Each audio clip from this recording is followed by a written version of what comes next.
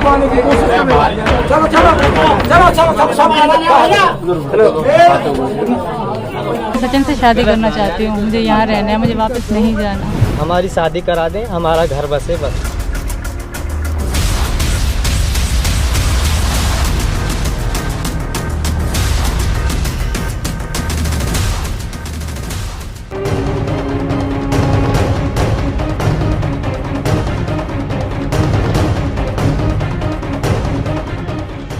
कहानी में एक नया ट्विस्ट एंड टर्न आया है। कभी ये टर्न आता है, कभी वो ट्विस्ट आता है, जैसी कोई 1980 के दशक की हिंदी फिल्म। मैंने बस कहा कि इतना बवाल हो गया, अभी तक जांच एजेंसियों से अपने घर में कैसे रहने दे रही हैं, ये कहानी मुझे समझ में नहीं आ रही। बस इतना बोला था, जांच एजेंसियों ने मेरी वीडियो देख लिया उठा लिया। अब ये मान लो कि भैया जुबान पर सरस्वती माता का वास है, या मान लो जुबान काली है, उठा लिया। और सिर्फ सीमा को ही नहीं, बल्कि जिनको आप बहुत बुरा मनाते हैं जब हम लकड़ का बांदर कहते हैं, कि ना हुआ ये है कि हम उनको लकड़ का बांदर नहीं कहेंगे बल्कि सिर्फ बांदर कहा जा सकता है। इसकी वजह ये है कि अब वो भी साहब जो है कुछ हिलना जुलना शुरू हो गए। यानी कि मैंने देखा, मुझे बड़ी खुशी हुई इस बात पर, वो अब कुछ थोड़ा सा अपने एक्सप्रेशंस जो हैं वो शो करवाते हैं और हमें पता चलता है कि जनाब ये जो हैं जरा कुछ महसूस कर रहे हैं। जैसी एटीएस ने सीमा के लगाई चाबी और सचिन के लगाई चाबी, वहां से यानी कि पाकिस्तान हाई कमीशन जो नई दिल्ली में, वहां से कॉन्सुलर एक्सेस की डिमांड आ गई। सीमा को आए हुए 2-3 महीने हो गए और 1 महीने से तो मीडिया की जीनत बन रखी है वो। तब पाकिस्तानियों ने कुछ नहीं बोला, तब चुप। जैसे ही यूपी एटीएस ने बोला knock knock, Who's there? ATS who? Your अब्बू। जखरानी कबीले वाला है, हमारा लड़की इधर से गया है, तुम्हारा पाकिस्तान से गया, इंडिया में दिल्ली में गया, ये बात समझ लो। तुमने हमारा लड़की औरत वापस नहीं किया। जिलो, जेकाबाद, कश्मीर, रतोदेरो, जहाँ जहाँ तुम्हारा हिंदू गैर मजहब हाथ। चेहरे पर नकाब पहने और हाथ में AK-47 लिए ये आतंकी किस संगठन के हैं? नकाबी हैं, उसके पीछे भी मौलवी हैं। इसको वापस भेजा जाए, नहीं तो हम तो ऐसी की तैसी कर देंगे, हम तो ऐसी की तैसी कर देंगे, हम यहाँ पर हमला करेंगे, हम यहाँ पर हमला करेंगे, हम इसको मार देंगे। सीमा को वापस भेजा जाए। भाई साहब, ऐसा है कि इसके पहले भी एक लड़की आई थी, इकरा, उसको भी वापस भेजा था। और ये काम कर देना चाहिए फौरन से 2 मिनट पहले। और पूरे भारत में सबको एजुकेट करिए कि देखिए आपके बीच में कोई पाकिस्तानी है कि नहीं। ऐसी हिंदी, ये अगर सड़क पे किसी से साड़ी पहन के चली जाए, नॉर्मल ड्रेस पहन के चली जाए, कोई भी सलवार कमीज कुछ भी पहन के चली जाए और नॉर्मल हिंदी में बात करे, किसी का बाप नहीं पता लग सकता पाकिस्तानी है। कमाल की बंदी है भाई, कमाल की बंदी है वो। इनका नाम तो नए वाले का तो सचिन है ना, पहले वाले का क्या नाम मुझे भूल गया, हैदर होगा मेरा ख्याल है। वो कह रहे हैं कि मैं तो 10 साल से बैठा हूँ बाहर, मैं वहां पर लोगों को कैसे कह सकता हूँ बच्चे कैसे हुए, ये फ्रॉड औरत है। देखिए बड़ा नुक्ता है भाई, तो 10 साल से अगर ये उधर है तो फिर ये बच्चे कैसे पैदा तो ऐसे तो बहुत सी ट्विस्ट एंड टर्न है ना इसके अंदर। ये जो कहानी है ना, ये जो बड़ी से बड़ी फिल्म की कहानी है ना, उससे भी आगे निकल चुकी है।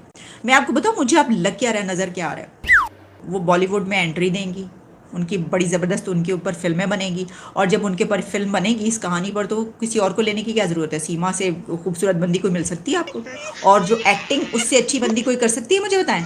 उड़ जा काले कावा तेरे मुँह विच खंड पावा, ले जा तू संदेशा मेरा मैं सदके जावा। मैं सचिन से 2 बातें पूछना चाहता हूं। पहली बात तो ये कि बेटा तेरे को पबजी खेलने के लिए पाकिस्तानी औरत मिली, वो किसी की बीवी है, उसके 4 बच्चे हैं। पहली बात तो ये समझो, सैंक्टिटी समझो किसी रिलेशनशिप की, वो कैसी भी हो, वो जासूस हो, जो भी हो, XYZ हो, किसी की वाइफ है यार। तुम्हें उसकी बीवी मिली पबजी खेलने के लिए, तुमने उसकी बीवी के साथ पबजी खेला, तू समझा।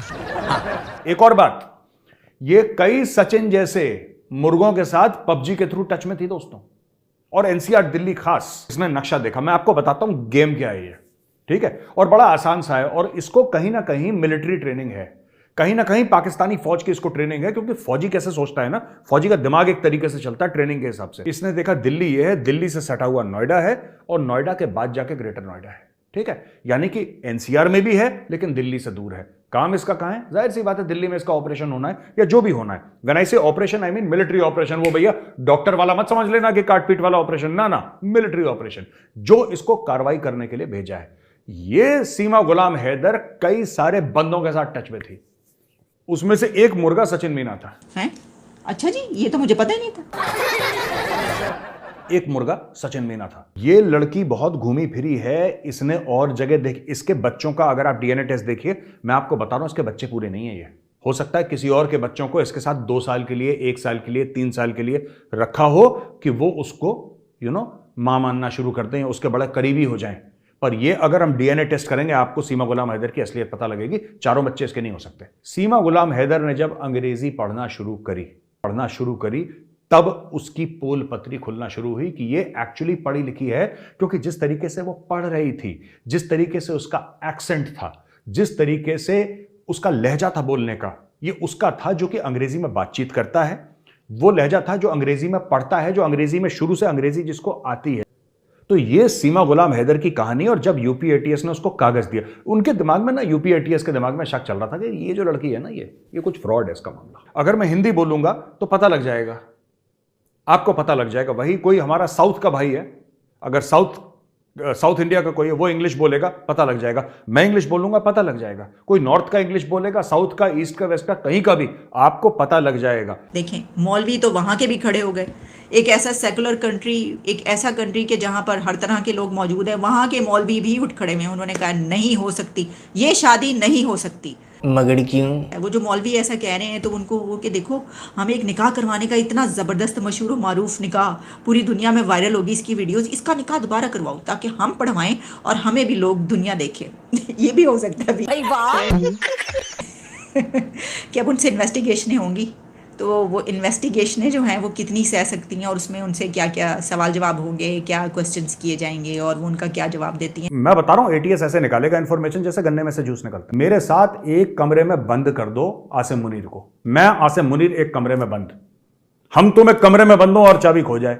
महादेव की सौगंध, 30 मिनट के अंदर अगर जनरल आसिम मुनीर ने यह कबूल नहीं करा कि वो बिजली का खंबा है, वो कबूलनामा साइन करेगा कि मैं जनरल आसिम मुनीर असल में नोएडा अथॉरिटी का बिजली का खंबा हूं, कन्फेशन अंडर ड्यूरेस, ये पाकिस्तान में चलता है। यही काम उन्होंने कुलभूषण के साथ करा।